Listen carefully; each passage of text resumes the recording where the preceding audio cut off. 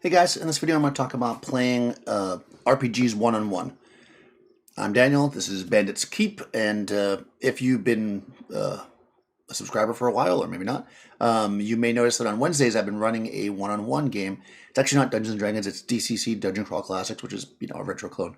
But the same kind of concept is there. And I've done this before in the past where I've done one-on-one games. I usually do them as one shots. I had a thing where I was just doing them as one shots because it was fun. I had a bunch of small dungeons I wanted to try out. Not everybody was available. So I was like, I'm just going to run these one on one. I find DCC is actually a good system for that because you tend to be a little bit more powerful as far as like the retro clone slash OSR games go. You tend to be a little more robust than you do in a lot of other games like BX or original Dungeons and Dragons or even first edition. So you can kind of play around a little bit with the characters and different types of adventures. You don't feel so restricted. This is probably the same thing is probably true of, let's say, like a 5th edition Dungeons and Dragons, where you're a little bit tougher because you want that, right? And I'm going to talk a little bit about my experience with it, and I'm not going to break it down into like a 5 things to do, but maybe I should do that, but I'm not going to do that now. I'm just going to kind of briefly talk about it because I think it's been going really well. So why, right? That's the thing, right? Why are you going to... What is your reason for running a one-on-one game? Now, the reason might be you just have one person to run with, and you might see that the games say on them, 4 to 6 players or whatever they say, and you're like, is it even possible to run one-on-one? It is. There's a few things you have to adjust though in order to make them work, in my opinion, and we'll talk about those. But that's the one reason might be you just have the one person.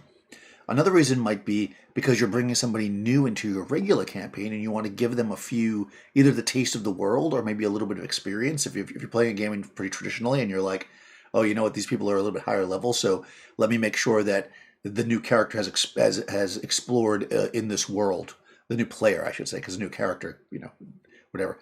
But this way, because especially if you have a lot of weird things in your world that are interesting and unique, you don't want this new player to come and be like mystified because everybody else already knows that this is how people act. So you can do a few sessions with them to kind of bring them in. Actually, Tim Shorts, who's at Guthridge Manor, he was listening to his podcast, this was a while ago, and he was saying that before he started one of his campaigns, I think he had like 3 or 4 players, he did a one-on-one with each of them to like create their backstory in a sense, and each of them ended up back in this this town. And then when the actual campaign started, they were already there, and they had their own reasons for being there because they had done their little one-on-one quest. So there's lots of cool reasons to do it, and you don't have to look at them like, oh, these need to be super long games or whatever, because you will find that in a one-on-one game, you can get a lot done in a shorter amount of time. You can play when I was doing them before and I was doing them as one-shots, I was generally planning like an hour, but this campaign I've been planning an hour to an hour and a half. We've been going usually an hour and a half because we're having fun. Sometimes you don't want to stop playing because it's really fun, but you can really get a lot done, because you don't have to. First of all, you only have one person that has to think, right? And that a lot of times D&D, a lot of the time that's taken up in D&D is people just discussing things. If it's just one player, they ask you questions and they make their decision. It's like, we're going to go left, we're going to go right. There's no big talk about it or what are you doing, what are you doing? Everybody just, everybody meaning the one person just does what they're going to do and you're good to go, right? Here's the thing though. If you... D&D or in RPGs, for generally speaking, especially when you talk about combat, are designed for parties of adventurers. There's different classes of different skill sets, and also it's a numbers game, because they can be, especially OSR games like I like to run, can be very deadly. Even Dungeon Crawl Classics. So one thing that you need to make a few adjustments to this. The simplest thing that you can do, which is what I always do and have been doing, is I basically say, you're going to make 2 characters. They're going to be like you can either have one be the apprentice of the other one, or they could be like a team like Far From the Grey Mouse, or, basically, Batman and Robin. Basically, you have this extra person. And what that extra person is going to give you is some other little bit of skill set, so maybe the extra person is, let's say, a magic user that gives you a few spells, like Inky has. Or maybe they're a thief if your character's a fighter or whatever.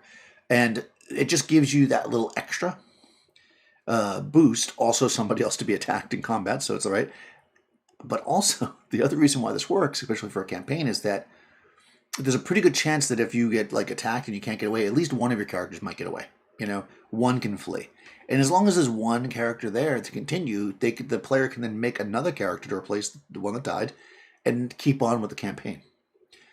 If both PCs go down, all the quests, all the things that are out there in the world that you've set up for them are meaningless now to any new characters they bring in. So it could actually, end the campaign, depending on what the campaign is. I mean, it could be, scope is obviously important. If the world's ending and everybody knows this big bad's out there, you can just say, oh, this other party knows about it as well.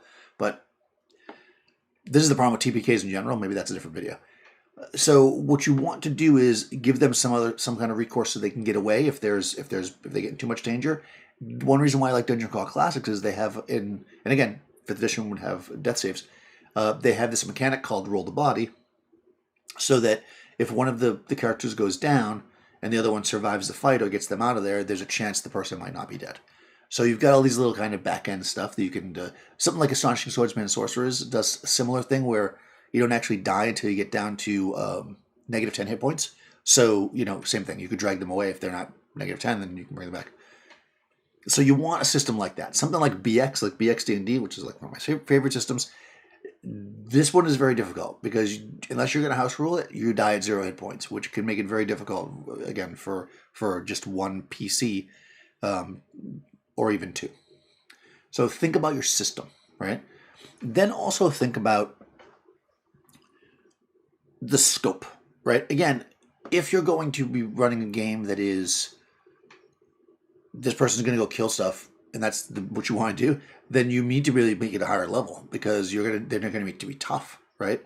Because again, it's a numbers game in most RPGs. So if they're running like a relatively low to mid-level thing, like I like to run, then you want to keep your combat scaled back. You want to still feel deadly. You want the times to come where their characters could die and they fear for them. I mean, that adds some of the tension of the RPG.